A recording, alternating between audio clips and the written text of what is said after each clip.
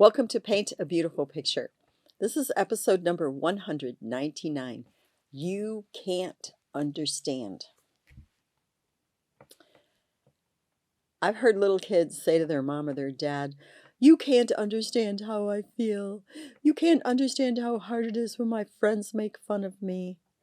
And another child I know, he used to say to his mom, "You can't understand what it's like to be bullied because you're an only child. You have no idea. No one was ever mean to you before." It's kind of the whole, oh, poor pitiful me. That's often where it comes from. But there's another element. So we're going to address that one as well. And that is the, you can't understand me because you aren't me. And there's a whole lot of truth to that one, actually. So let's address this whole you can't understand thing. Occasionally, it's an excuse. Sometimes it's a call for pity. Other times, it really is a clarion call for respect, or look at me as a separate person from you because you can't understand me. I'm not you. We aren't just the same. Often parents who are trying to live vicariously through their children, they get this back, and I can't really blame the kid for the you can't understand me because you aren't me thing. All right, so look for the root. Where is this coming from? If it really is a call for pity, maybe this is a really sensitive child and they just need more of your tender care a little bit and they're not feeling it. Maybe they really legitimately are having an awful hard time and they don't understand it. They don't know how to cope with it. So the language coming out is you can't understand. Not so much that you can't, but that's their perception of it at the time. There are lots of elements of these kinds of statements. You've got to have enough perception or enough awareness of your child to try to hear which message are you getting in all of this. The one I really love about you can't understand because you're an only child, so obviously you were never bullied, which is hilarious in a sense, in my opinion, because that's like saying only certain categories of people get bullied, and frankly, just about every category of people can be subjected to bullying, as I've learned in counseling. But again, you're coming from where your child's perception is, so try to hear not just the words coming out of their mouth, but the underlying message because very often there is a deeper underlying message. And you need to nurture in them the sense that my mom and dad care about what I'm saying, they care what I'm going through, they are aware of the way that this is impacting me, and they're going to do their best to help me. Whether that involves direct action, whether that just involves a level of sympathy and compassion, or whether that involves an acknowledgement, a change in your ideas or thinking that you are right. I can't understand, but I want to. So please help me. So the acknowledgement of, I haven't done a great job so far of trying to understand them. I keep saying, oh, you're just exactly like me. So I know what you're going through. I know what you're feeling. I know why you're having a hard time with this. Don't be playing that because you really might not. As I will sometimes say, people can be married to the same human being for 50 years, and that person does something, and they go, where on earth did that just come from? Because they were convinced they knew this person inside out, and the person shocked them by their behavior. We human beings, we are complex. We do not perfectly know or perfectly understand anyone. We really don't. And the best way that we can is by respectfully listening to them, by believing their point of view, no matter how radically different it is than ours. At least it is the belief that that is what is real to you right now. Doesn't mean I'm not going to try to alter that perception sometimes as a parent or a counselor, but I believe that that's real to you right now. And I'm going to do my best to understand you. So help me understand you. Truly, that's a great response every time. All right. So we'll deal with a couple categories. So you have a whiner. Oh, you can't understand me. You have no idea what it was like. You can reassure them. Well, when I was a kid, this happened to me. I know, but it's not the same. Okay, you know this kid's looking for pity now.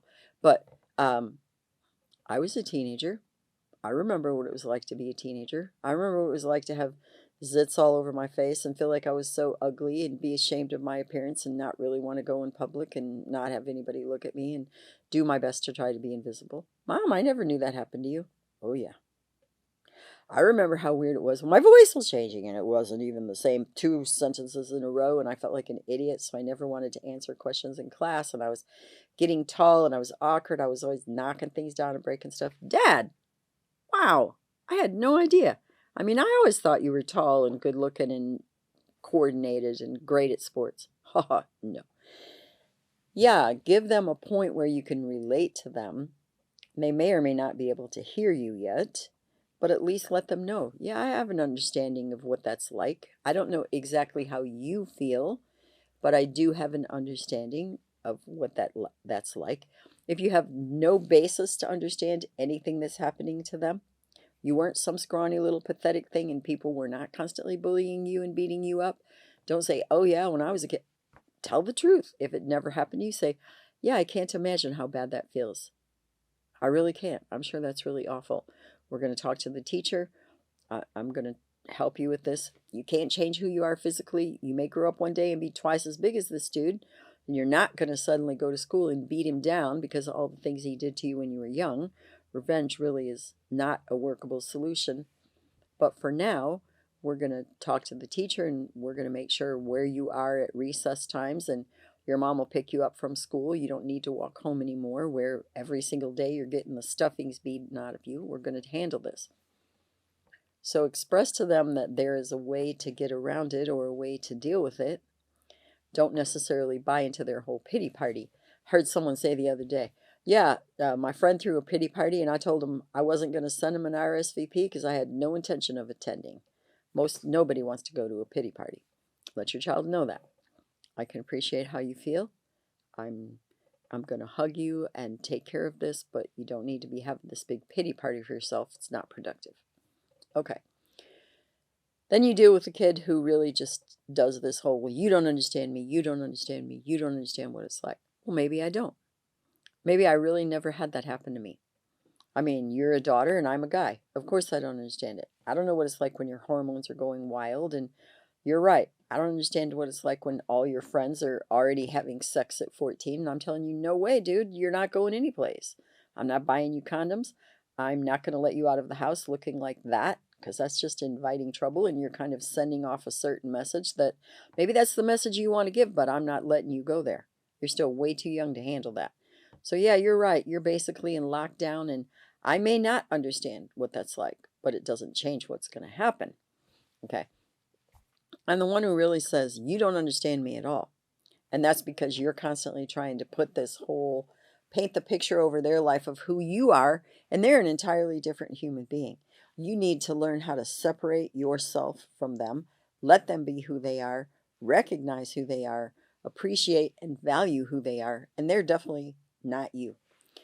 I have a friend who will frequently say that one of their sons, this young man, he's exactly like me. But you know what? He isn't. I know them both as adults because the young man is now an adult. They're not alike. So the dad frequently glosses over some of the things that his son does, and some of the things his son does are dangerous or outright foolish, but he doesn't see it. Try not to get caught in that, oh, my kid is exactly like me thing. No, they aren't. I don't care how much like you they are. I have a son who's very like me. But land sakes, what do you know? He has an entirely different set of equipment, if you know what I mean. He is not exactly like me. He has a much deeper voice and he has hair on his face. Yeah, he isn't exactly like me. And truthfully, in terms of his character or his nature or parts of his personality, for as much as he is incredibly similar to me, he is not exactly like me. And it would be incredibly presumptuous of me to say to him, oh, I understand, because I know you. No, I don't. I need to actively listen. I need to give him my full time and attention and respect in order that I might understand him. If you really love your child and you want to, you need to be able to acknowledge, yeah, I can't understand that. I'm not you, but I want to. So please help me understand. Explain this to me the best that you can. At 3 or 4, it's going to be a different kind of explanation than at 10 or 15. But keep that open flow of communication available and moving between you and your children. Because every human being desires to be understood. Many human beings desire to understand. So, in order for that kind of relational understanding to happen, there needs to be free and open communication. There needs to be respect of the communication that occurs. There needs to be validation of that. Okay, I understand why you would feel like that. I can appreciate that that doesn't feel good, those kinds of validations. And then there needs to be direction, especially from a parent to a child, of, well, I could appreciate why you would feel like that you just want to get even, that you just hate that person's guts and you never want to speak to them. I can understand that. But I'm not really sure that's the best course of action. Forgiveness frees you up, at least, so you're not in an unhealthy way still attached to that person and chewing over the pain and the sorrow of what they did and what that meant to you. So I don't believe that might be the best course of action. You can give direction as you seek to understand where they're standing and why they're feeling or going through what they're going through. That's a legitimate thing to do as a parent and as someone who cares. I want you to nurture in your child that sense that my mom and dad, they want to understand me. They may not always, but they want to. I'm going to leave you with a story.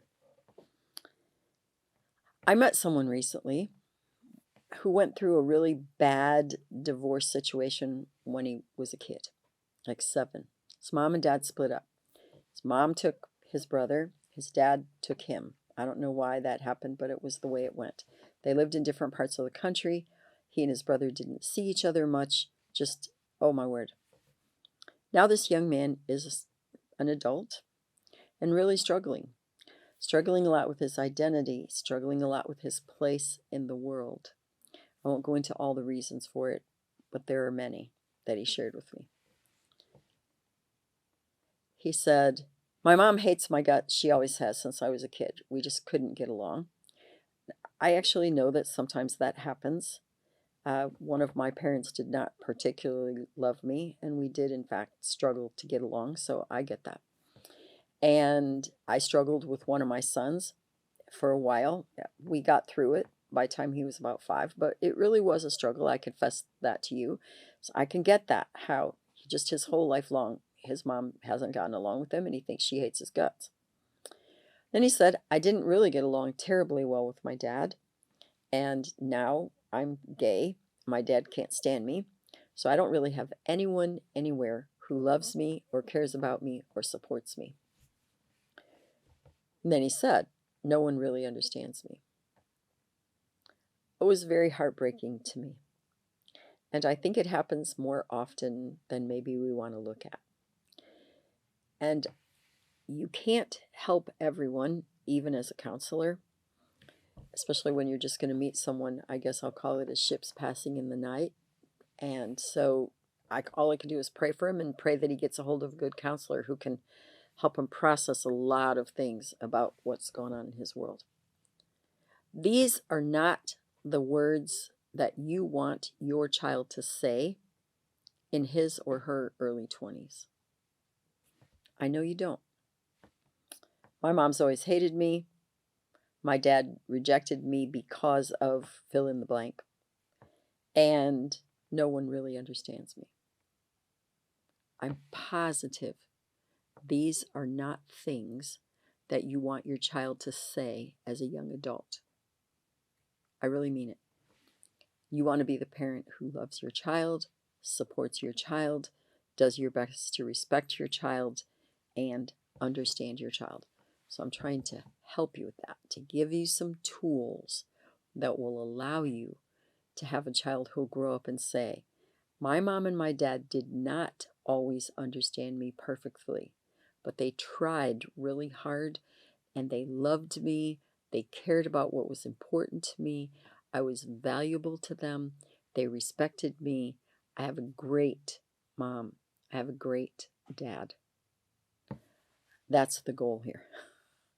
And so when your child says, "Oh, you can't understand me, you can't understand what I'm going through," or "You just don't understand me, I'm not just like you," hear the underlying message. Do your very best to respect your child's unique individual ideas, to listen to what your child's really saying to you, and to say to them, "You are right. I can't understand you, but I want to. Please help me." These are really valuable words in the life of a child, and very frankly, even in the life of a grown up. My challenge question for you today is, are you striving to understand your child? Are you really working at establishing a strong relationship of open communication and deep respect? If you're struggling with that, please keep listening to me. Send me an email, ask me questions, leave me a comment. Let me know how I can help you with this. I'm really glad you joined me today on Paint a Beautiful Picture. I'll see you soon. You may find additional information on our paintabeautifulpicture.com website. Additionally, you may watch me on Rumble, and you may also listen to a podcast on Buzzsprout or Spreaker, all under the name Paint a Beautiful Picture. If you like this video, please give me a thumbs up. You may subscribe, and if you are interested in receiving notifications, please hit the notifications button.